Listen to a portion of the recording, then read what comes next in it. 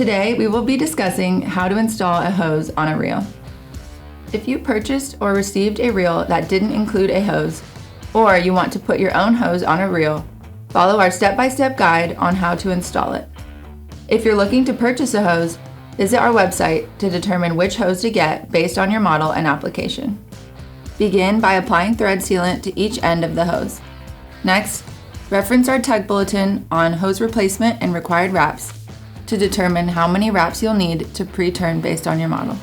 To pre-turn the hose, slightly rotate the hose ends in the direction it will naturally align with on the reel before attaching it.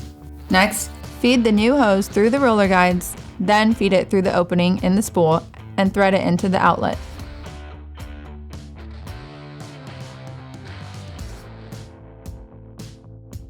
Once it's threaded into the outlet, add the U-bolt back to the spool using your socket wrench.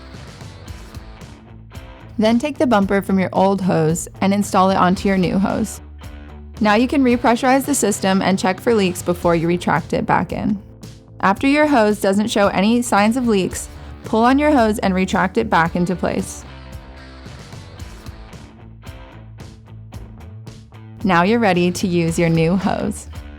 For more how-to videos, visit Reelcraft.com.